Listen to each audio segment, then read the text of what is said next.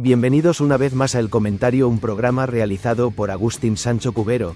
Este programa está disponible en YouTube y en las principales plataformas de podcasts. No te olvides de suscribirte, es gratis. A continuación empezamos el programa. El aire en la ampolla, en marzo de 2009, olía a sal y a tierra húmeda. Una quietud que precedía la tormenta. Ramón Lasso respiraba esa calma con una tranquilidad que helaba.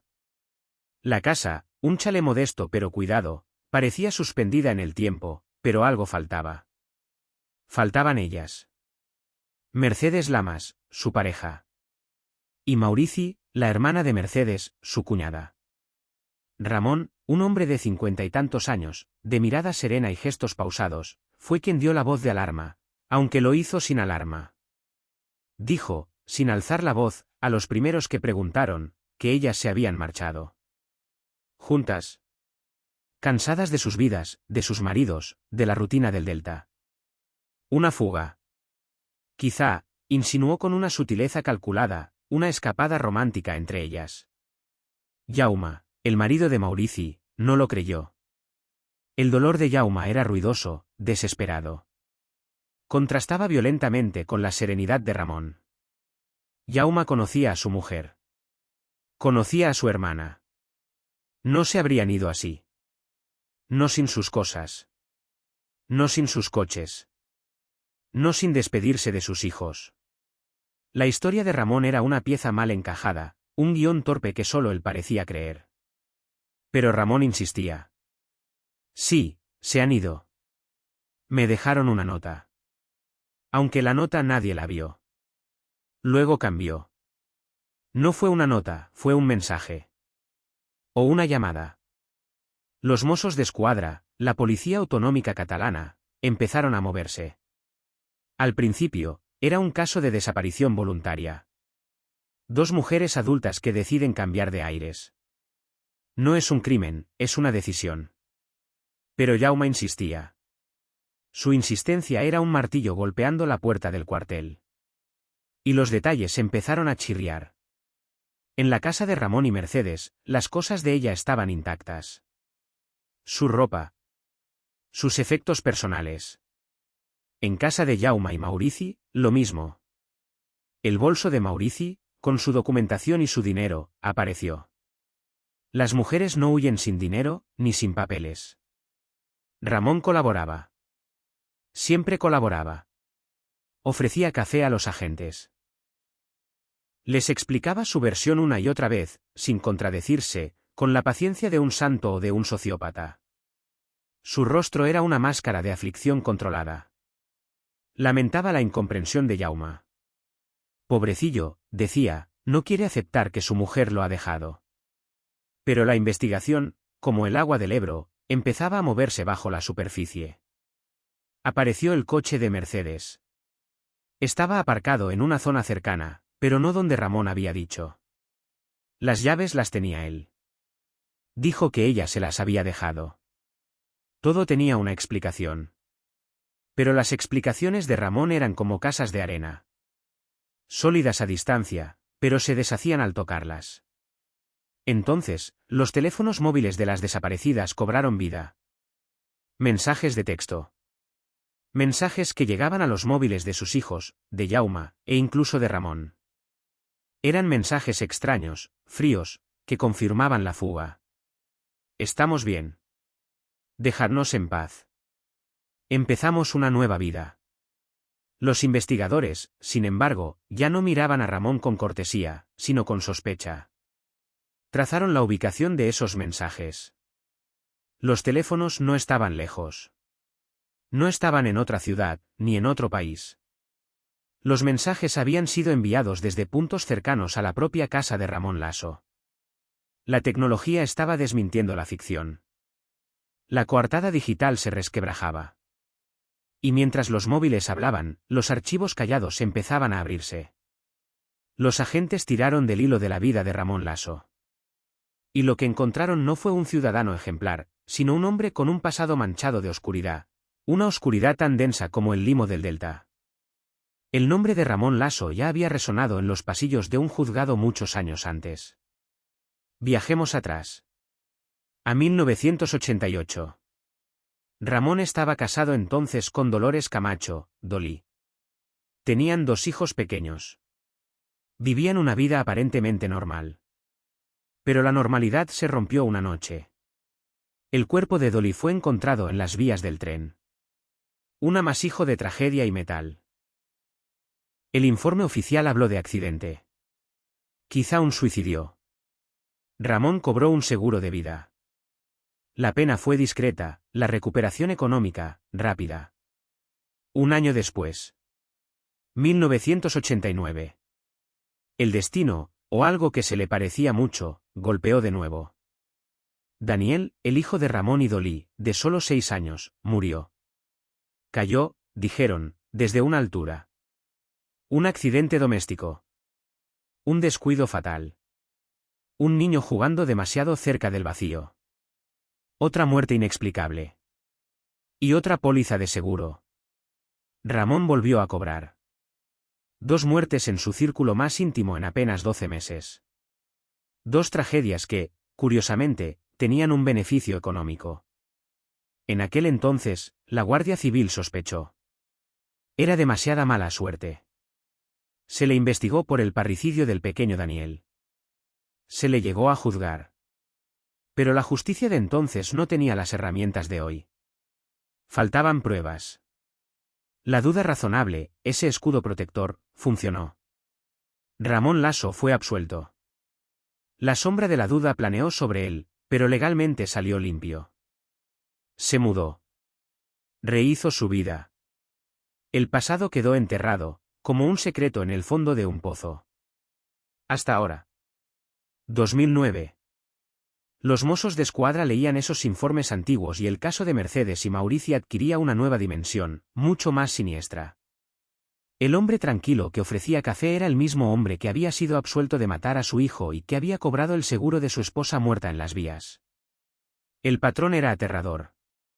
La investigación se centró entonces no en encontrar a 2 mujeres huidas, sino en encontrar 2 cuerpos. El delta del Ebro es vasto. Una extensión de agua, arrozales y cañaverales. Un lugar fácil para hacer desaparecer algo. O a alguien. Se buscaron en pozos. Se dragaron canales. Se usaron perros. Pero la tierra no devolvía nada. Mercedes y Maurici se habían volatilizado. Ramón seguía con su vida. Impasible. Incluso parecía disfrutar del macabro juego del escondite. Sabía que sin cuerpos, no hay crimen. O eso creía él.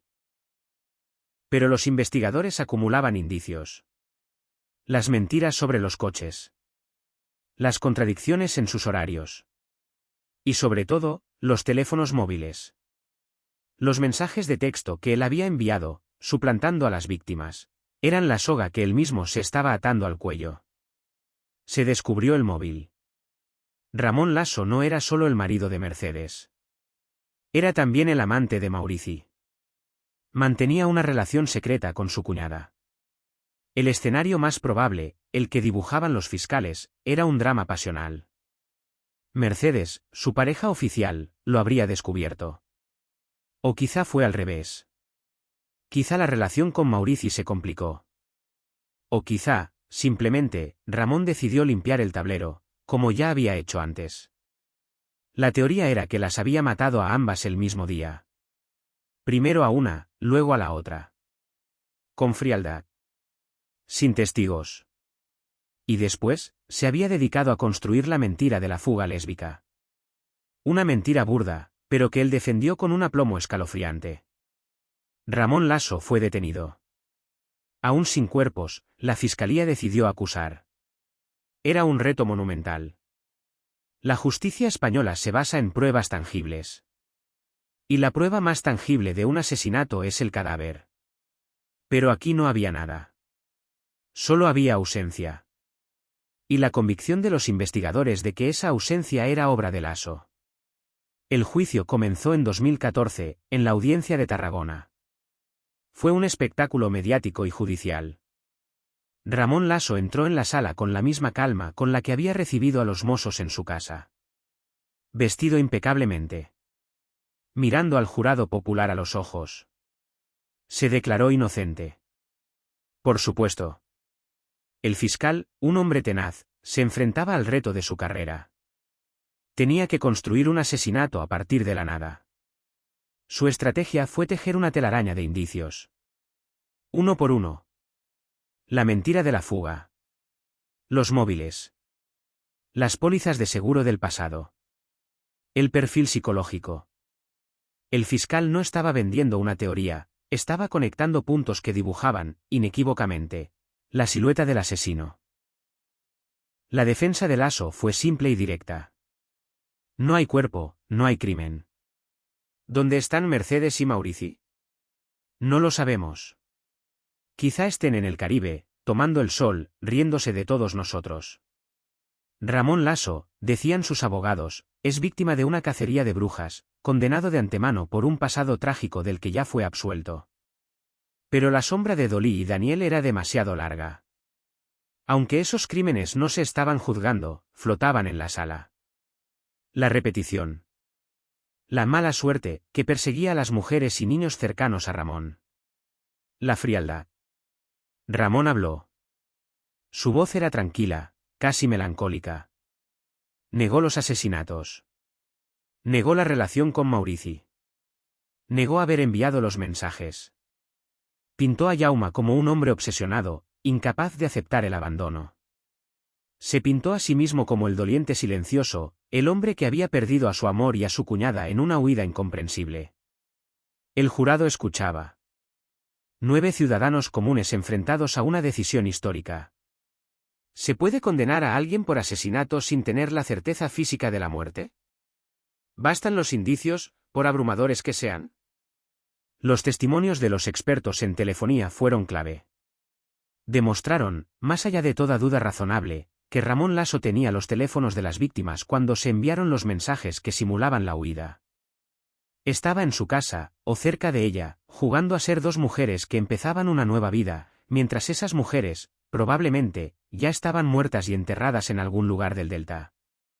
El fiscal, en su alegato final, no pidió al jurado que imaginara el crimen. Les pidió que observaran la realidad. La realidad de 2 mujeres desaparecidas. La realidad de un hombre que miente. La realidad de un pasado criminal que rima, terriblemente, con el presente. La ausencia de los cuerpos, dijo, no es una prueba de inocencia. Es la prueba de la meticulosidad del asesino. El jurado se retiró a deliberar. La tensión era palpable. Jaume, el marido de Maurici, el hombre que nunca dejó de buscar, esperaba. Ramón Lasso esperaba, con su máscara de serenidad intacta. El veredicto llegó. Culpable. Culpable de 2 delitos de homicidio, o asesinato según la calificación. El jurado consideró probada la telaraña de indicios. Consideró que la única explicación lógica a la desaparición de las 2 mujeres, a las mentiras de Lasso y a los mensajes fraudulentos, era que él las había matado. Fue una sentencia pionera en España. Una de las primeras condenas por asesinato sin cadáver basada exclusivamente en prueba indiciaria. La justicia había logrado ver a través del vacío. Ramón Lasso escuchó el veredicto sin inmutarse.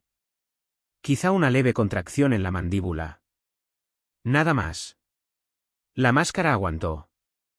Fue condenado a 30 años de prisión. 15 años por cada vida que arrebató y escondió. La defensa recurrió. Por supuesto. El caso llegó al Tribunal Supremo.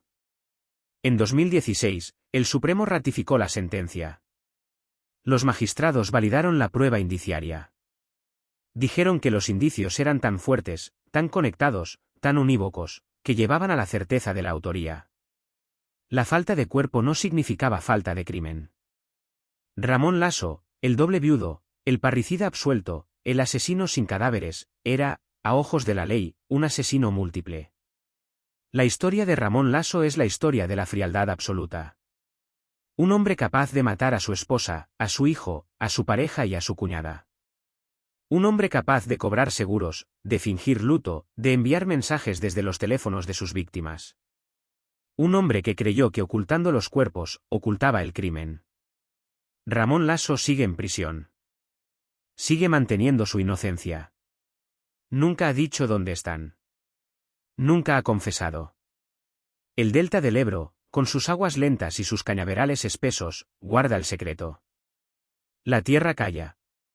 Pero la ausencia de Mercedes y Maurici sigue gritando. La calma que Ramón Lasso proyectaba era solo la superficie quieta de un pantano profundo y oscuro, un lugar donde la vida desaparecía sin dejar rastro, devorada por el vacío que él mismo creaba. La justicia, esta vez, aprendió a leer en esa oscuridad. Hasta aquí esta edición del programa del comentario, un programa realizado por Agustín Sancho Cubero. Este programa está disponible en YouTube y en las principales plataformas de podcasts. Hasta la próxima edición del programa. Muchas gracias. Dirección y realización Agustín Sancho Cubero.